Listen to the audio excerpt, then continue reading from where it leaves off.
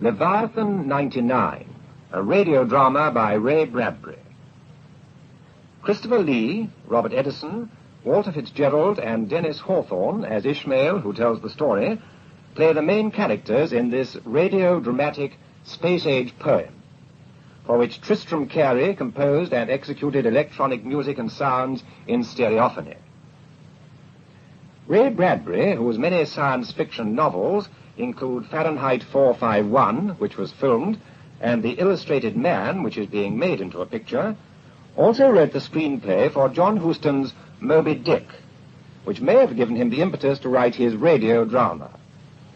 This is its first production. Leviathan 99.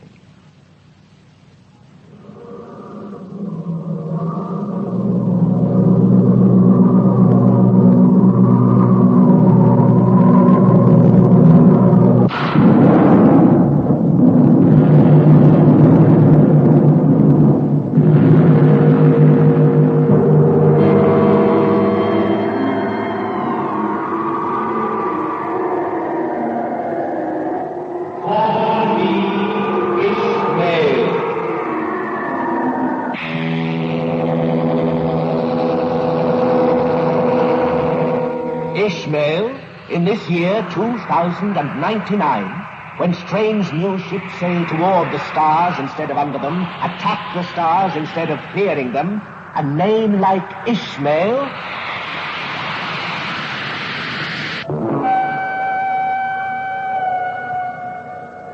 Yes, my parents flew with the first brave ones to Mars, turned less than brave, gone sick for Earth, they went back home. Conceived in that journey, I was born in space.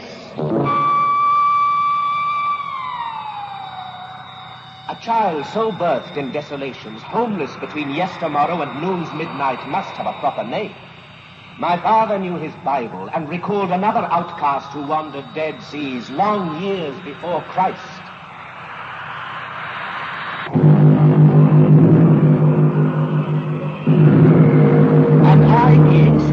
The only child conceived, fleshed, and delivered forth in space, how better to name me than as my father did, touching the dark warmth where I hid restless in the days before my birth. And he did indeed call me Ishmael.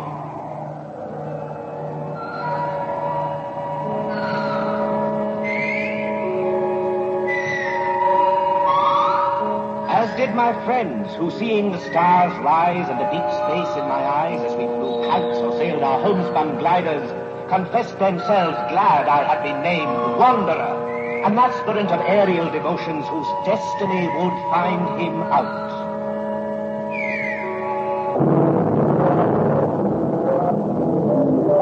Some years ago, I thought I would soar about and see all the seas of wind that roam the world. Whenever it is a damp November in my soul, I know it is high time to take to the sky again.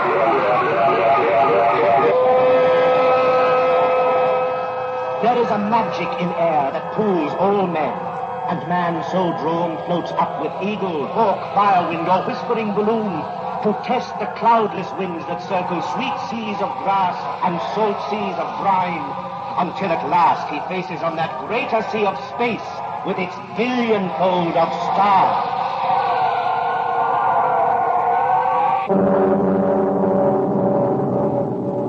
And so, on a Saturday late in the year 2099, borne by my own jet-packet power, I duly arrived at the Cape and hung upon the air. A fledgling bird among yet greater birds of fire and steel, and felt the floodgates of the vast and waiting universe swing open in my soul.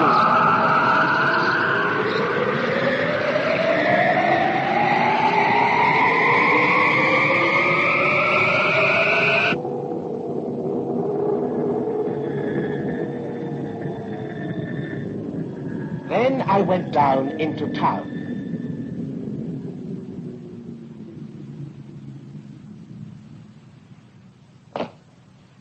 I discarded my wings and traveled now by moving sidewalk. Into a fort, a metal barracks, a dropping place for tired spacemen? No. A beautiful, computerized, quietly programmed and machined Garden of Eden. For, you see, a spaceman's hostel must be half into outer space. It is a world between. A chapel, perhaps, where men come to commune with their raw souls, organize their gizzards, prepare their bones to be broken on the great whack of gravity and far traveling. Here, the new altars where we might panoply ourselves in strange new costumes, take unguents, genuflect the proper genuflections until the day our souls spoke up. Condition go. I register by pressing my hand to a metal identity plate, which reads my sweaty prints like some modern witch of palmistry to plan my future and choose my roommate by machine. Floor 1, cubicle 9. My roommate's name, Quell. Well, let's look at him.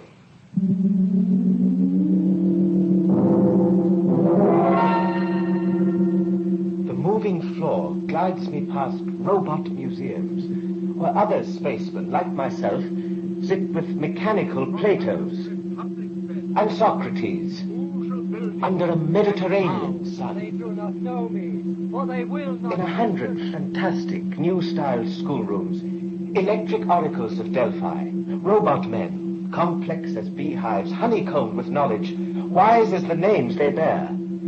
Schweitzer, Huxley, Aristotle, run secret tapes in their oil machinery heads and speak forth truths to listening fools who would be wise.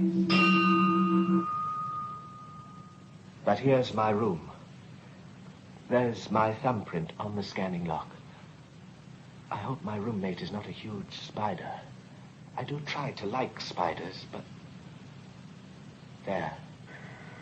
The door open. Shut. I am in my room. And there, on the far side, in bed, in the dark, lies a shape hidden. A stranger, the size, shape, color, I can't see. I'm trembling. Perhaps I fear it might be. A spider? What? No spider. No. Put on the light. Huh? Well? Well, you speak, but your mouth doesn't move. My mind moves. You watch it move with your own mind. This is my first meeting with a telepath. And a creature 9 feet tall.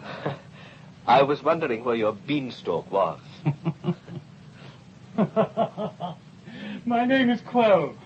I come from an island planet many light years away in space. A green world like your own, which grows, however, animal men which do not look quite right. Oh, no. I read your mind. You think I have too many eyes, too many ears, far too many fingers, a greenish skin. But me, I've only 2 eyes, 2 ears, 5 fingers on each hand. My skin's cheese beside yours. Well, then, we're both very funny.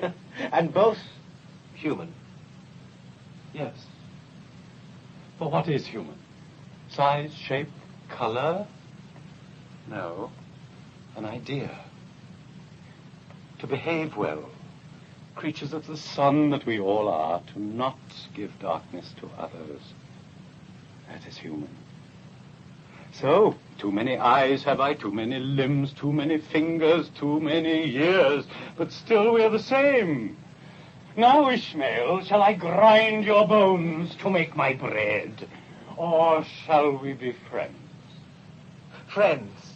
Yes, friends, I think.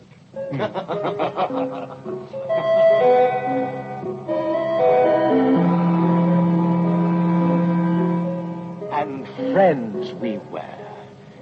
2 terrible and fine, ugly and beautiful children of nature. For what is nature? Why, God surprised. God continuing to surprise himself with odd miracles of flesh. And there was nothing odder or more miraculous than Ishmael and Quell from the far islands of the great Andromeda Nebula. We lived together, studied together, and, at last, went off to find our rocket together. A great kite and a small. We flew like autumn leaves above the Florida Cape. And from a distance watched the rockets fall up to drown in summer lakes of space. The scars of their traveling soon healed by wind. And below, in their towering gantries, stood the other ships that sailed for stars. Gemini 97, Star Trek 3. Which will it be, Quell? Choose. The computers have already chosen for us. Quell, pretend. Make believe the machines don't run us. How young you are. There then, choose. Jupiter 10, Apollo 88. Hold on. There. Cetus 7. Cetus 7. Do we fly to see her? We fly.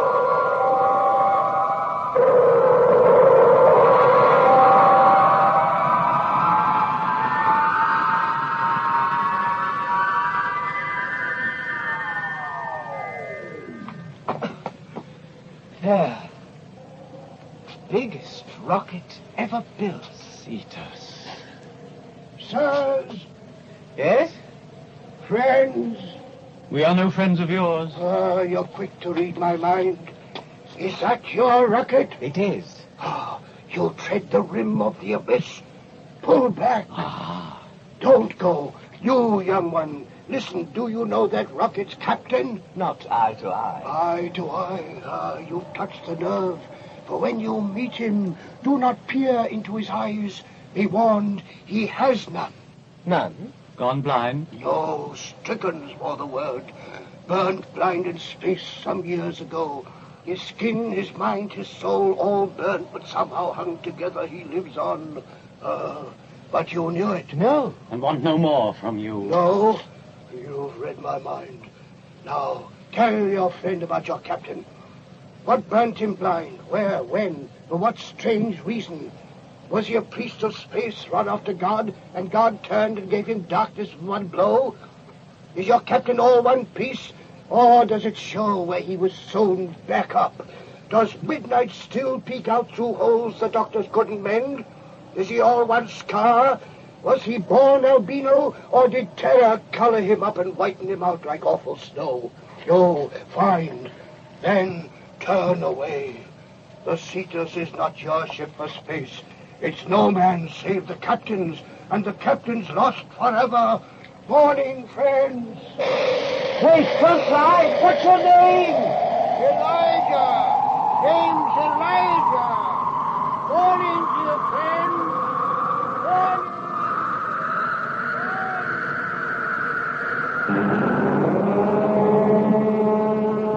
The thunder of Elijah's prophecy was lost in the grand thunder of the rocket being tested.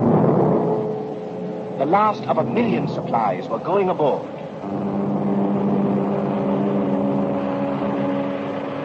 Oh, the logistics of the rocket. Computerized the decisions, going on 1 billion for each trip. The nursing bottles full of super homogenized gunk for suckling men. Botanical gardens.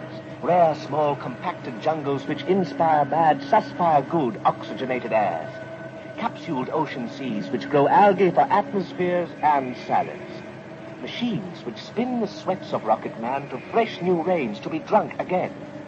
Not the Lord's Prayer inscribed on a pin, but whole books stamped on needles whereby to sew up the tears in one's space-worn soul. Strange machines, stranger men. The half our crew were accidents of nature in a baroque humor. That is to say, midgets and dwarves. We were babes, to be cradled in the lap of space. Half size, but cheap at half the price, for each pound of rocket man is worth thousands of dollars. in oxygen, fuel, food, water, living room. So much of our ship was toy cabins with toy people squirrel caged in them. Years back, dwarves, midgets like us, had short lifespans and poor health. But now they have put our chromosomes in a vice and compressed us down a healthy, cookie-cutout genius. A gargoyle lost from the front porch of Notre Dame, and we small boys, age 30, fresh from the womb that has diminished his cells, journey with your giant 6-foot men and make space our incredible toy chess. So the final burgeoning of the Cetus 7 was with Titans and bright child men toddling in their shade. But at no time in all this bustling preparation did any of us see, blind or otherwise, the prophesied captain of our ship. At last, the Cetus 7 stood ready. Nearby upon the Florida sands was a church, a vast place which entered was a replica of deep night and the million stars. No astronaut failed to wander here before his long night in space. Here came Quell and I on a rainy Sunday to find our way among bright tombstone plaques which touched, whispered the fates of lost astronauts and their wandering graves. Traveling graves, yes. What better place to be buried, cast forth on a sea of measureless stars and eternal cold? Such men, their spacesuits, both coffin and shroud, stay young forever. Come back 1 billion years from this noon, and what would you find? Fast frozen, the young man you knew at breakfast 10 million morns lost ago. No worm has touched, no rain destroyed him. All summer flesh, he will circle the sun like a tiny moon until the last sands have run through the hourglass of creation. Who would not want such graves and the fair cosmetic that space can give? Lost. Lost. Lost. Lost.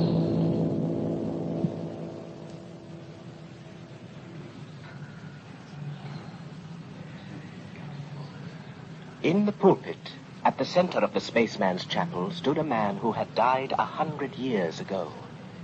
Dead, yes, but so remarkable a man was he that they did computerize his soul.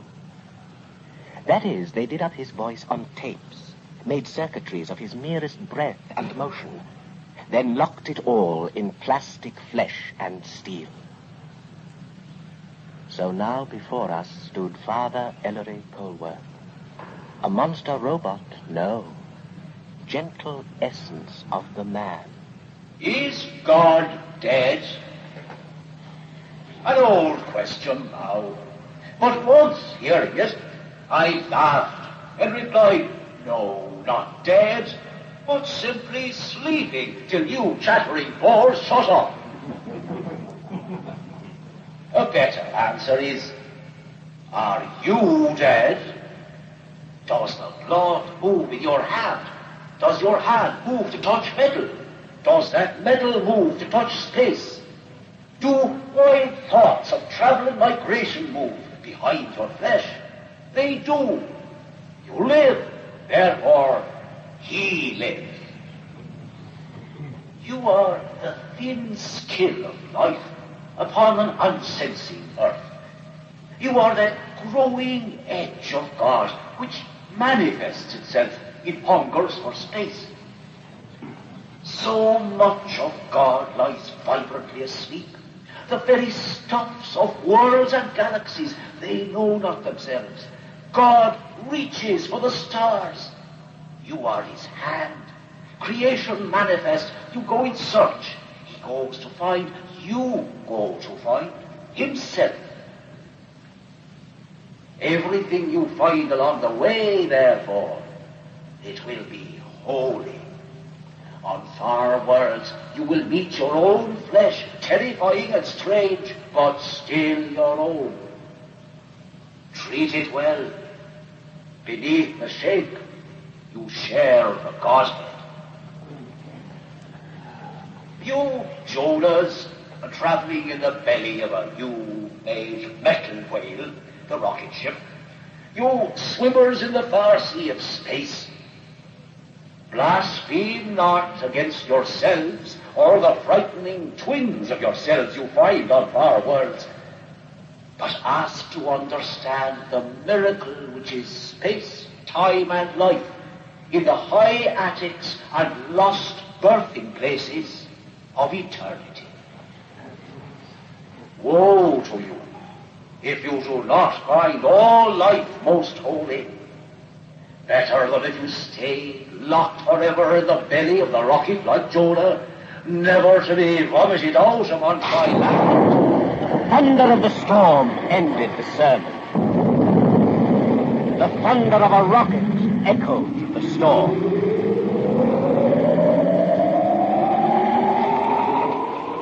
And suddenly it was the night before our fall into deep space. In our room, Quell and I lay sleepless, watching the diminishing rain on the great sky windows, listening to the voice clock announce the hours. Tick, tock, 2 o'clock. Tick, tock, 2 o'clock. Tick, tock, tick. Quell, Tock, tick. awake? Part. The rest of me sleeps well. How do you do that? It cannot be taught. Next time you are born, we will arrange it. That part of you that's awake. What are you thinking? Of our journey. Of that man who warned us. Elijah, did you believe him? That the captain is blind? Yes. That he is mad? We must discover that. But by that time, mightn't it be too late? Well? What? All asleep now. All right, friend. Lie there. Your body the strange color of a world I'll never see. Your skin tattooed over with signs from the Horsehead Nebula, the Coal Sack Orion, bleached by white suns, burnt by red suns. Cold blood, but warm heart. Your mouth silent, but your mind, even in sleep, breathing friendship. Quell, thank God for you in the days ahead.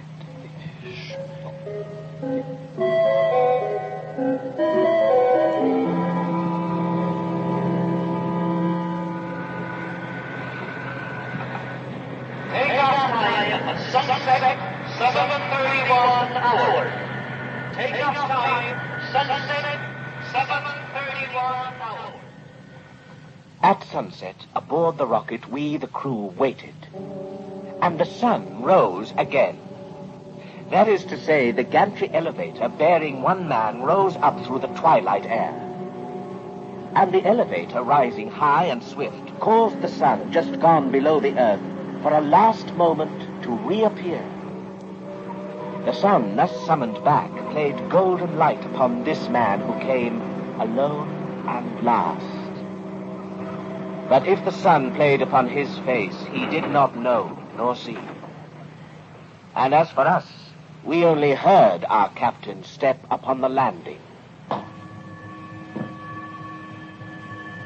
That's him. The captain. He's going direct to his quarters. Why? He sounds like a robot. No, idiot. The radar screen all miniaturized. He carries in a mask across his eyes. Blind, but not blind. A sweet machine, that. Board. All on board. Prepare for checkout and countdown.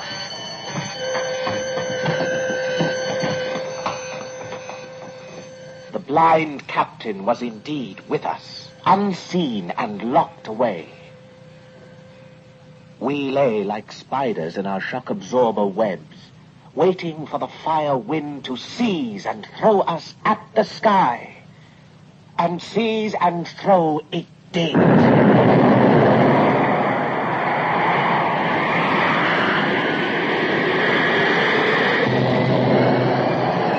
And with a long cry, we rose to have our cry cut off. Silence took us like penitent monks to its bosom. For even the loud rocket which rips the soul on earth walks silent a few miles up, treads the stars without footfall, as if in awe of the great cathedral of space.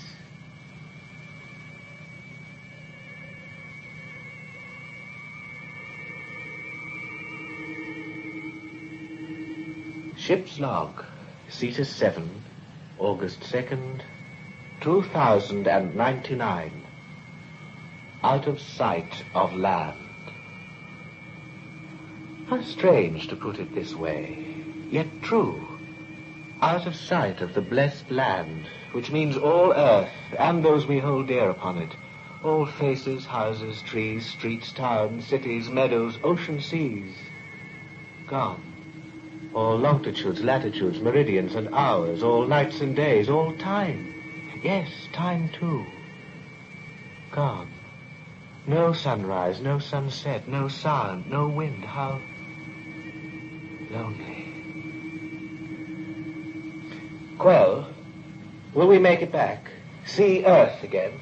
Friend, I read minds, not futures. Space is large. They say it curves.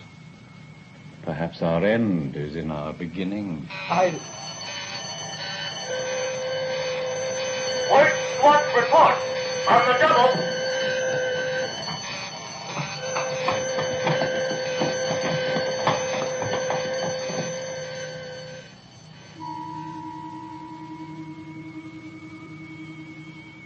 Days, 20 days, 40 days gone in space.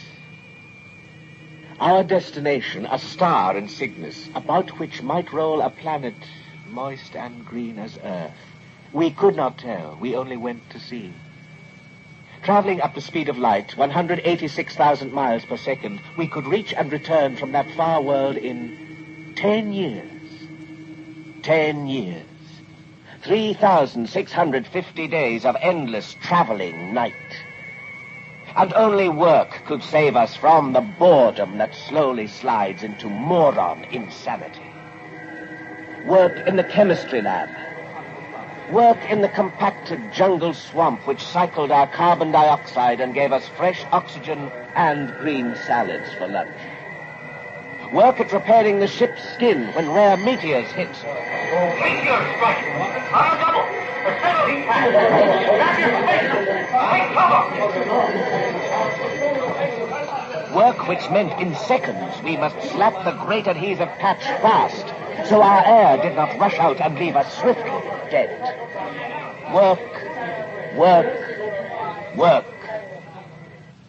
And through all the days, our captain stayed unseen within his quarters. His orders came as if delivered from a far place. But sometimes, at 3 in the deep morning, standing watch, I heard the captain pass in the elevator vent like a long-drawn whispering and sigh.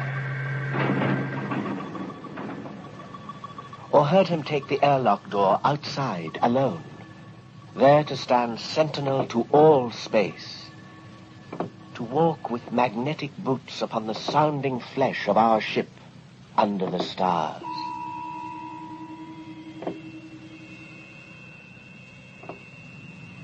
Hist! There he is. Again, every mid-watch at this hour. What does he do out there? Play ball with the meteors. Inhales the infrared, exhales the ultraviolet. No, he doesn't trust our radars. Even blind, he thinks he sees better. But what's he looking for? Quell, you can read his mind. What? My mind may hear, but the captain's mouth must speak for him. When he finds what he is looking for, he'll let us know. You read his mind. You don't like what you see. I can tell by your face. There he goes. Walk, walk, Captain. Stand guard. Protect us from the universe.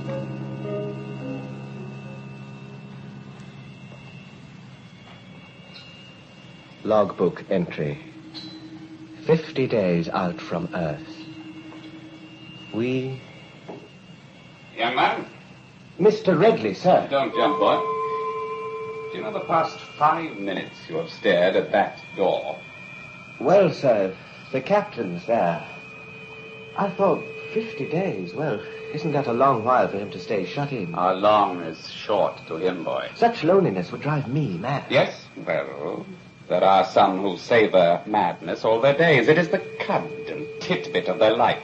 They would not know what to do with themselves if they could not nibble round the thin grey circumference of their skull, peeking and gaping from all the sockets, wondering at the cracks, assaying the gilt, rendering out the wonder. Yes, but does he ever eat? His soul is marrow enough. Let him feed, boy. I have this urge to knock upon his door. Give it a try. No, bang it. There.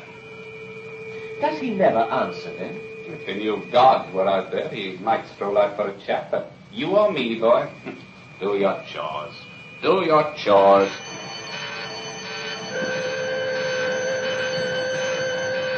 Hear this! Hear this! Captain's inspection! All hands! Inspection!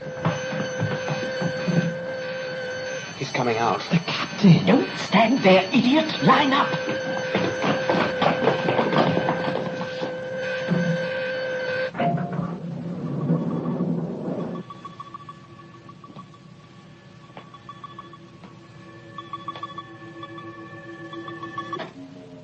Mr. Redley, All present, sir. the temperature has gone up 3 degrees in this cabin, all present indeed. Here's one who runs a very furnace of youth. The name? Sir, Ishmael Honeycutt Jones. Oh. Isn't that the sound of Blue Ridge Wilderness or the scarred hills of Jerusalem? Now, Ishmael, what do you see that I don't see?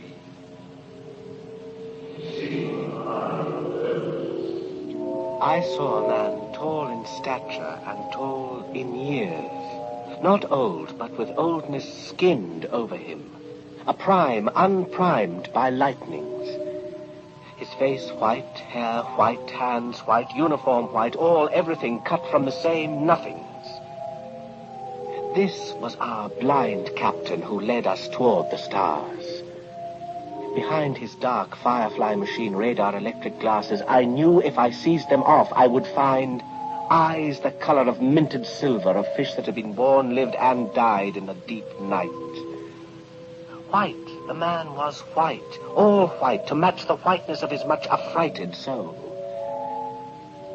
I felt some years ago the universe had shot off a photographic flash. God blinked and bleached the captain to this color of sleepless nights and lonely terror. His heart did not beat so much as run down eternal panics. Hamlet's father's ghost stood here astride our lives and breathed out further ghosts. How runs a ship in space, men?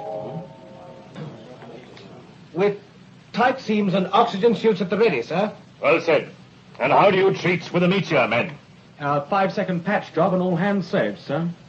Then, how do you swallow a flaming comet whole, men? Huh? No answer.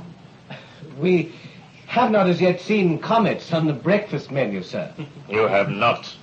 And then, Captain, mustn't you kill a comet before you can eat it? True. And they do not make nightly strolls through our basement half of the universe, and yet... Sir? They do come by. Redley? Sir? This star chart here, now. You, with good eyes, see... From the region of the Horsehead Nebula, among a billion lights, one special light shows forth. Blind, I feel its spectral presence. Thus. Do I touch the maelstrom, Redley? You do. Closer now. So, not a meteor, a moon, a world. Who'll name it? Sir, that is a comet. Comet? No. A vast exhalation of mystery upon the deeps. A pale bride with flowing veil come back to bed her lost unbedded groom. Isn't she lovely, men? A holy terror to the sight. Captain, is that not the comet which first passed Earth some 30 years ago? Leviathan. Speak up. The comet Leviathan, the largest in history. Leviathan. The great numb terror, the brute chemistry and the universe thrown forth in light and trailing nightmare. Yes. Leviathan. Was it not Leviathan, Captain, that put out your eyes? To give me greater visions? Yes.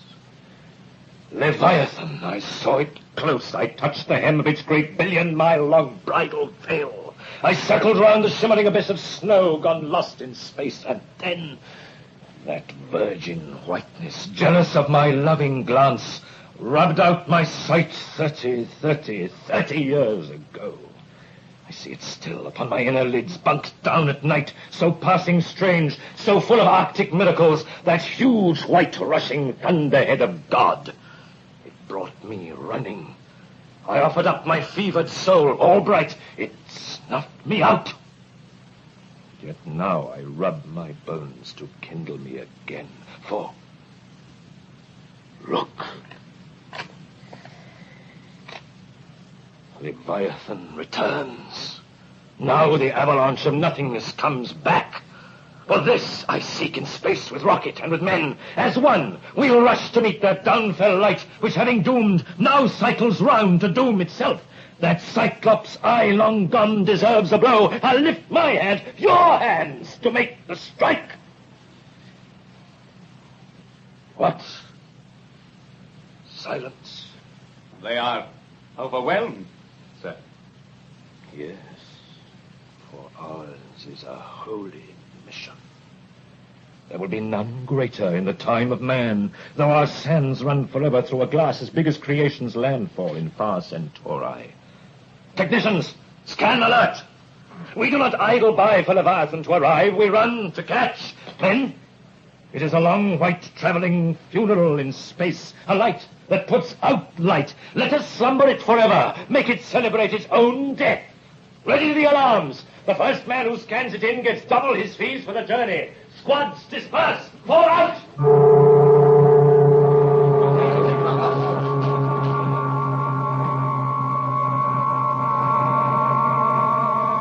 Tick-tock, 3 o'clock. Tick-tock, tick-tock, tick. Well now. Is that all you've got to say? Well, it's not every year a dwarf like me can run hit a giant like Leviathan. You sound like him. If it's on our way, what's wrong with sight-glancing a comet 2 falls out of 3? You don't even know what a comet is. Ishmael, what did you find in the microfilms? Same old guff. Photographs of photographs. Interstellar material. Vapors. Meteoroids. So few comets have passed near Earth since we first moved into space in the 1960s. The junkyards would best describe them. Chunks of old solar systems broken off. Accidents of huge nature on the prowl. Well, in the stories of my people, such comets are known as pilgrim visitors, far-traveling spectres, the haunter of the feast, a collision of bright dreams which fuse to nightmare. You see, our history is as full of romantic nonsense as yours. Well then, the captain has his reasons for finding the comet and we have ours. We're curious. Curious? Yes. And afraid.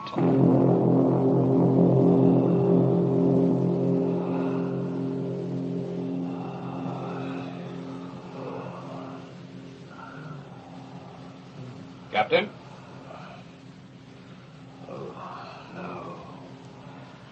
I say. Wait. Captain? What? Oh. Ridley. I do not sleep, I die. Lord, I dreamt I was falling down space forever, falling. Do you dream, Ridley? No, sir. Oh, fortunate man. Well? Ship's log to be signed, sir. I have a fine nose, Ridley. You've no heart for this chase. If by chase you mean our proper business, charting stars, exploring worlds... No. Here. What do you know of the passage of dark planets and bright comets, mister? I think you must teach me, sir. I will. Here are 1,000 star charts, stamped, runneled, and humped. You read Braille? Run your hand here. There. Touch the paths where the lost suns go. Here, the planetary tracks. And here, upon the universal deeps, the vast long mark of Halley's comet, the comet of Aristophanes, and, who knows, that comet which may well have been the star of Bethlehem, a miracle to celebrate a miracle. Here are the maps and deep night plans for all God's circuitings and maunderings, his long thoughts. God dreams joy, green earths appear. God dreams torments, comets issue from his eyes and mouth. And the most terrible outcrop of these is... Leviathan? From 30 years' study, I found a way to meet it head-on fast, 6 months before it brushes Earth. We move then to surprise. Surprise? Mr. Redley, face 'em out. Well? You cannot surprise a comet, sir. It neither lives nor cares. I live. I care. And shift the burden of your knowledge to some great wandering child, some universal accident that prowls between the worlds, homeless for eternity. Go on. Sir, that if, as Reverend Oxley says, all space is one flesh with us, all worlds, suns, creatures, extensions of one ground, one all-encompassing will, then that ghost you speak of, sir, that comet, that great terror-trailing stuff, is but an outmouthing of God indeed. Would you stand against such breath? If it wrenched my soul and burnt me blind, yes. It is a dumb thing, sir. Mere chemistry, burst out of chaos, now pulled by this tidal star, now hauled by that. As well stop your own heart as try to stop that great pale beating. But if both stop at once, will not my victory over it loom as large as its victory over me? Small man, large traveling doom, both weigh the same when the scale is death. In rending it, you rend your own flesh, Captain, which God has lent you. That flesh offends me. If it is all one, God manifesting himself in minerals, light, motion, dark, or sensible man, if that comet is my sister self, come preening by to try my Job-like patience, was it not blasphemy it first tried out on me? If I am God's flesh, why was I felled, struck blind? No, that thing is lost and evil. Its great face hovers the abyss.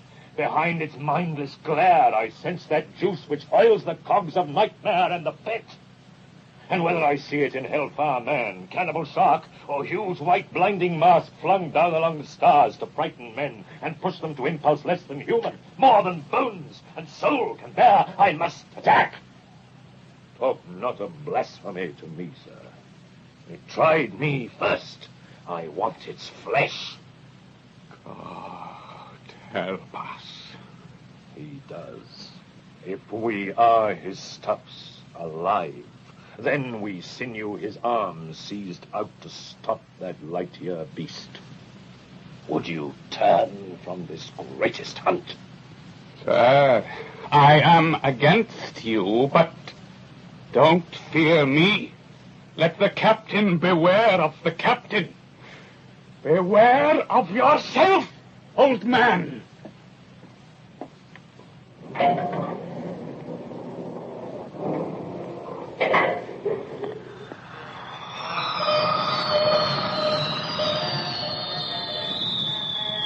Do you know a rocket feeds itself in space?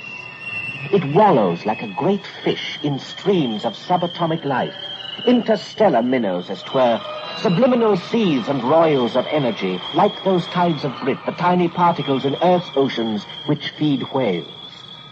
So a rocket dines on radio waves, fierce radiations, cosmic rays, and meteors. It gulps these maniac foods which shriek invisible on the groundless ground. Ever hungry, we searched for banquets of yammering sound. Queen Elizabeth, your undoubted queen, wherefore all you who are come to do your homage and service are encouraged to do the same. And came by accident upon old wits and broadcast dreams of earth.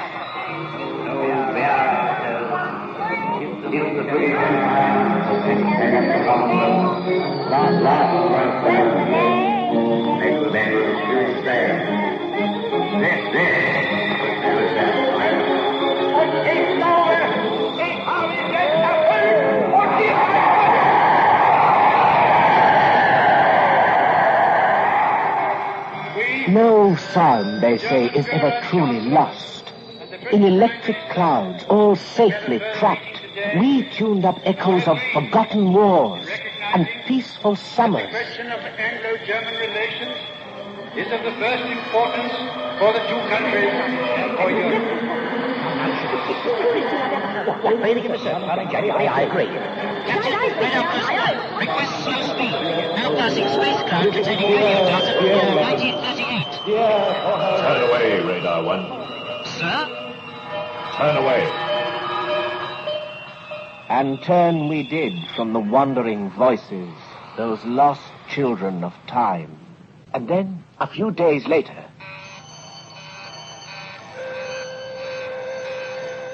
Blue alert! All scanning stations! Blue alert! Blue alert, please! Blue alert!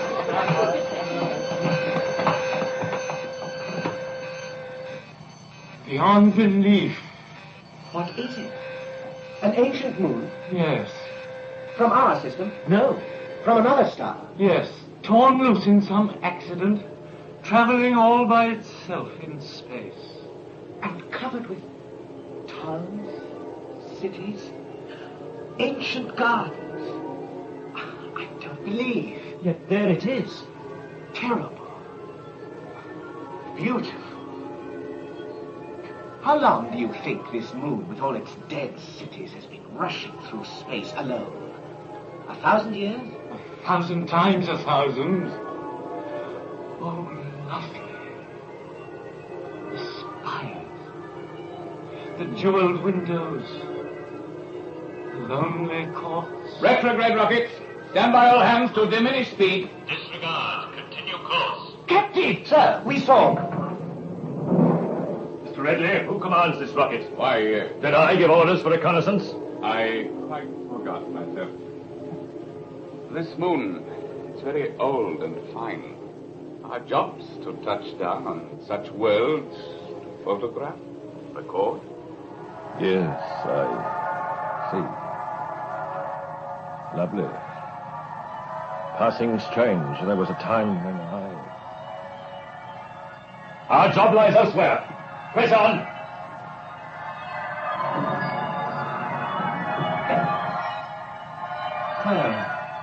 There it goes. That moon. The incredible cities. I shall not see its like again. Lost. If on Earth it is a rare thing for two ships to pass each other on their trips, think what small chance there is for rockets to cross paths in the billion times greater sea of space. Yet pass they sometimes do. Lightfall 1, calling Cetus 7. Lightfall here, inbound for 12 years' travel, back from the Pyramids cluster. Shall we hang fire, Cetus? Mix crews and drink the celebration? Yes, drink. We shall not. Do I read you right? You read me right or wrong. Stand up. Goodbye.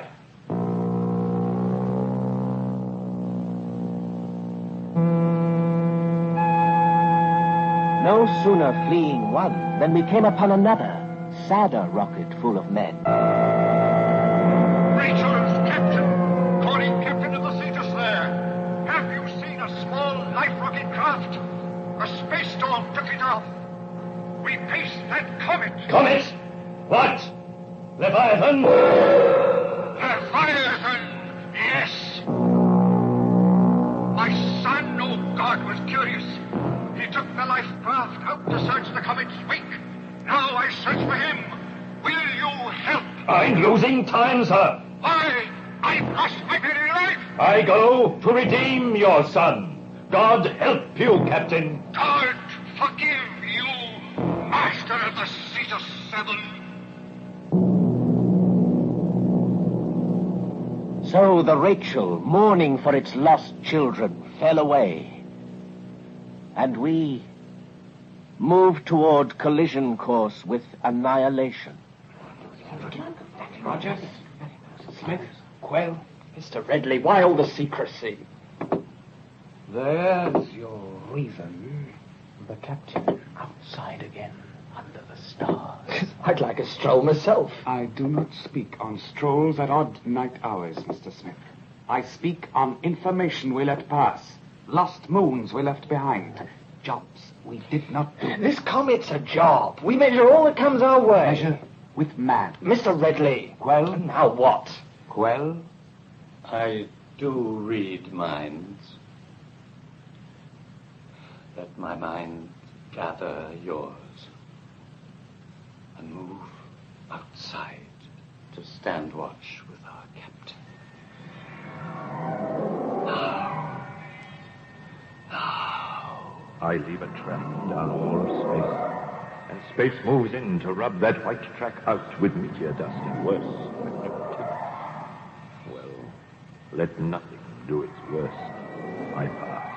I make my mark.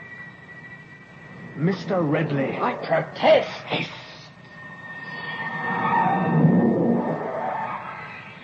All's white or dark. Stars or nebulae as black as inks from squids which scuttle down a blind god's back. Light, dark, but how we do prefer the first. For white our Negro souls much thirst. For such a white as this, though, terrifies. For was it not such all-encompassed white which thrust to panic out my eyes and would have quenched my soul had I not hid it safe away between calamities in nightmare's crib? I did. I've thrived on simple crusts of dark and waited out the cyclings of time to bring you round and back again, oh whiteness there. My pale and wandering dreads stand forth. This time I will not swerve. My path is fixed beyond the gravities. Tracked like the whirls that hurl about the sun, so runs my soul in one trajectory. Blind, my body aches in place of eye. I'll darken you who darkened me. Your veil will be your winding sheet. Your gossamer I'll bind to strangle you, and thus bank down the fire. Gentlemen. Unlawful, uncommon eavesdropping. Upon uncommon dangers. The captain breaks a higher law. Would you mutiny, sir? To save lives, yes. At ease, the captain blind sees everything you miss. As for those thoughts of his, which we just borrowed, why, how do they differ from ours, which we tell no one? All men are poets in their souls, ashamed to speak it out. Judge thought, no, action. And action now means juggling that fine, great fireball comet. Excuse, Mr. Redley? Excused. And damned.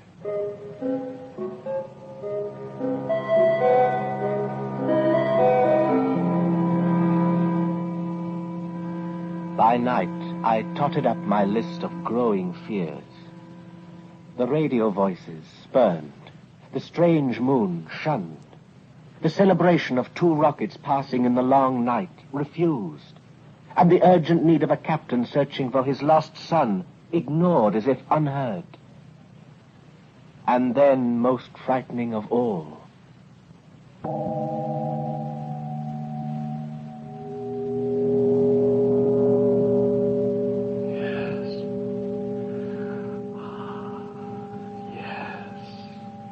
Well, what is it?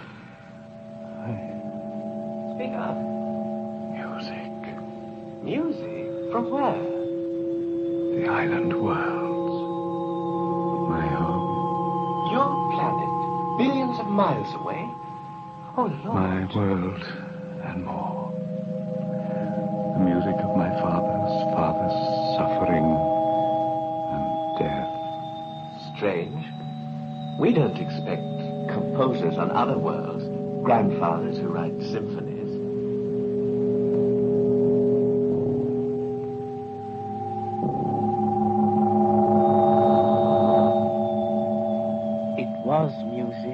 was not. It was something I had never heard, but knew from times before my birth and guessed from times beyond my death. I mourned myself. And Quell, I saw no tears, yet sensed he wept within. The music played. He grew so still, I feared his breath had stopped. He heard his own funeral dirge rolled down the shores of space to end his life.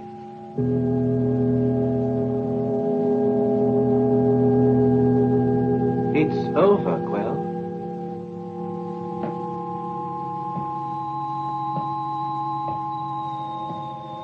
He rose to find our metal worker.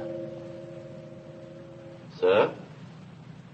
Cut and weld and shape me a suit of death. I'll draw it for you. So, all black. And on the breastplate of this coffin, burn this sign, my family, my world. You look fine. You don't really think... I do not think. I know.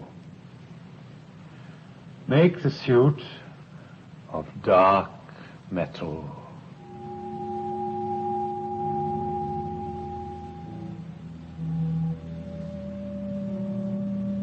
Quell did not move. He sat by the great star scanning port, his gaze fixed beyond Andromeda, as if he plumbed the fathoms of his own grave and found there all our graves in mutual deep. Quell, taller, stronger, more human than all human men, yet knew his Achilles' heel, but lodged most sadly in the circle of his ear, where the funeral tune of his father's father wrapped him in winding sheets of sound beyond my threats and pleas. Quell. Quell.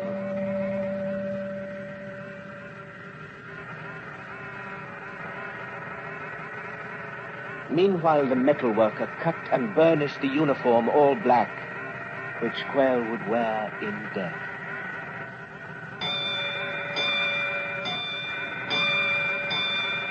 Red alert! Space storm ahead!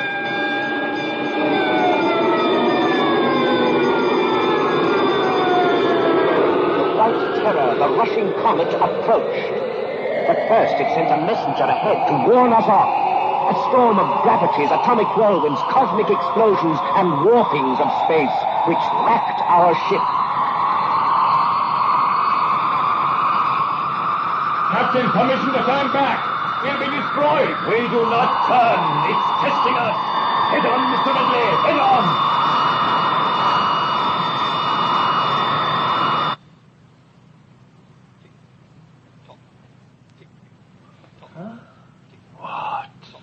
Storm, it's vanished. Captain, the comet Leviathan. It's disappeared too. Vanished? Disappeared? Quell, you're awake again. Oh, Quell, what happened? He has come round. Quell, what in God's name? The funeral music, gone. Our traveling burial grounds, gone. The comet, the nightmare, all gone. Yes, but why? The storm has twisted time. A warp in space? We've turned a corner in eternity. The storm has thrown us back to another year. What year? Who's to tell? Before the wars, before your Caesar built a Roman road through Britain's moors. The great star beast, it pities us. No, I say. Ridley, the radio telescope. The comet is not there, sir. The airlock, open it. Blind, I'll find for myself.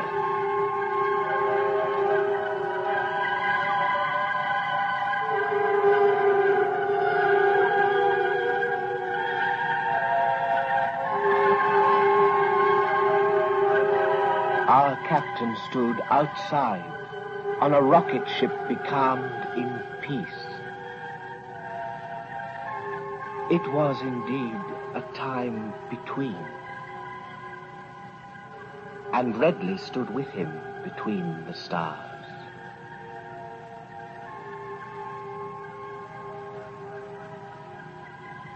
Well, what are they saying? This and this.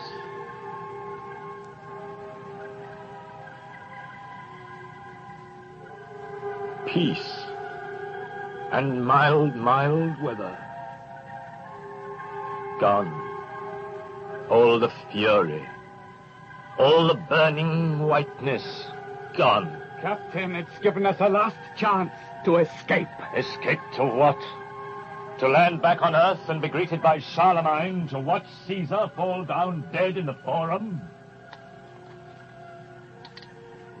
Can't give me strength to pull this trigger. Mr. Redley, you lack the power to fire that gun. And if I could, how fine to land back home and go with simple cavemen in a cave. Live out a life much less a nightmare than all this. To rest a while. We shall rest, Mr. Redley, at the dead heart of the comet.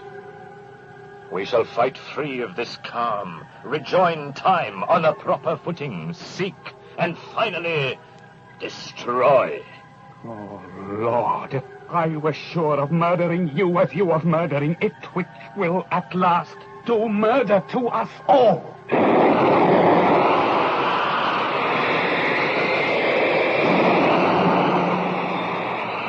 sweet calm was over. We fought the storm of time in space, and freed ourselves of Roman legions on a Dartmoor wilderness, lost Waterloo, missed final chance to watch Napoleon soldiers pock the Sphinx's old Egyptian face with rifle fire, and broke free to find the comet. There. I feel it. It is there, yes. Is it? It is. All hands stand by the emergency light rocket craft. You know the engines of destruction there. In each I've built a sweeping hunger to devour that thing. A beam more powerful than any laser ever built. Wider, longer, swifter. Use that power. Worry the beast. Lay him to waste.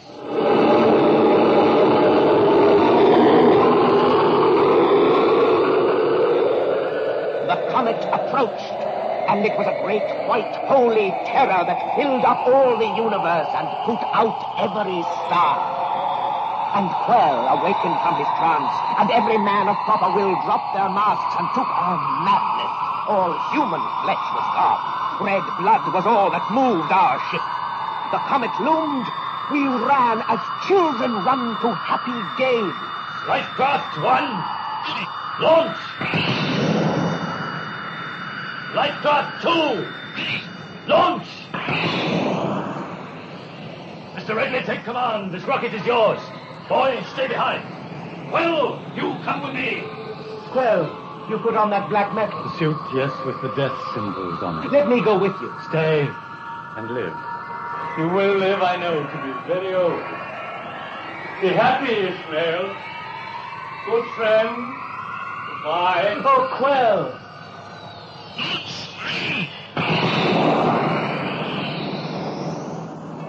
We moved. The three small light ships moved to cross that moving path of raw destruction. All was white now. We fell as in the great mouth of the sun. Well, I hear you, friend.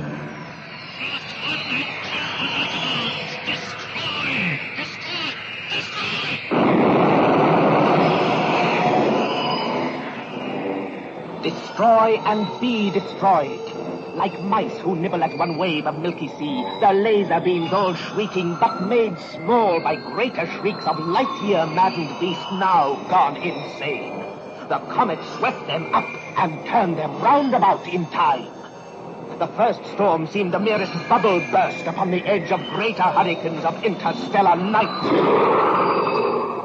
The ships now, one by one, fell down, plucked free of skins, their metal skeletons revealed, the men tossed out in mill-race radiation. Flashing meteors eroded, baked, swallowed, vanished in the all-encompassing light.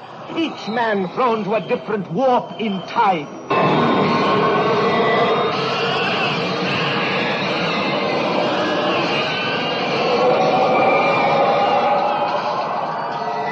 The men in Lifecraft won, their weapons still, hurled down to death, perhaps in burials with King Richard on his plain, the crown lost at his feet.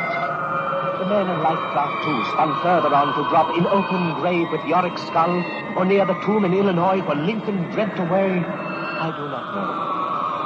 The captain last. Through Quell, I heard his cry. Was the weapons gone, my men dispersed? Why then I have these hands? Blind I seize on you, gone dead I grapple you. Where is your heart? There, I'll die for it. Oh, damn Leviathan, it comes to this!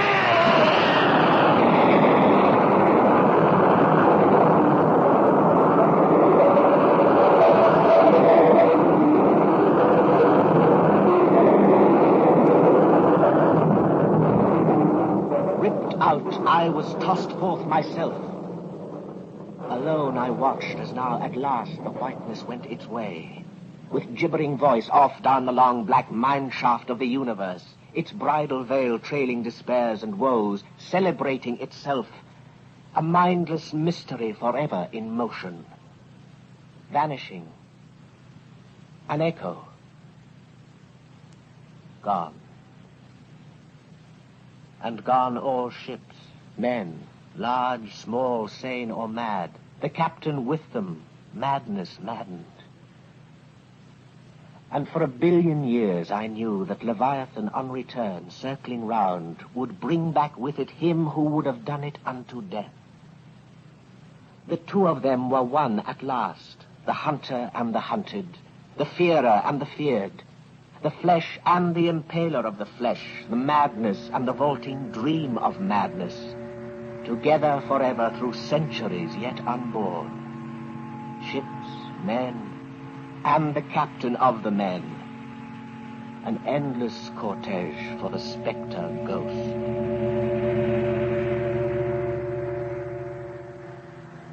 Alone, I floated on a coffin which came under my hands. Within the metal case, dear Quail was buried dead and still.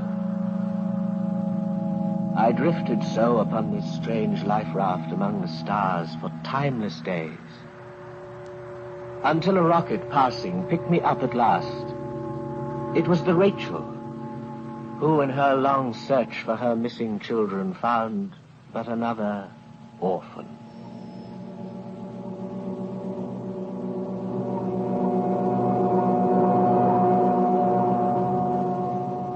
I let the coffin go. I let Quell travel on his light-year burial ground. The drama's done. The great shroud of stars rolls over the ship, her crew, as the whiteness departs all the way.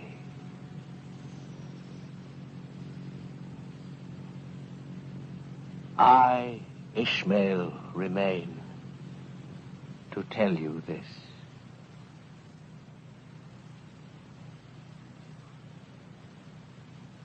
Leviathan 99, a radio drama, was written by Ray Bradbury.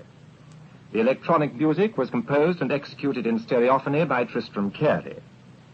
You heard Dennis Hawthorne as Ishmael, who told the story, and Christopher Lee as the captain.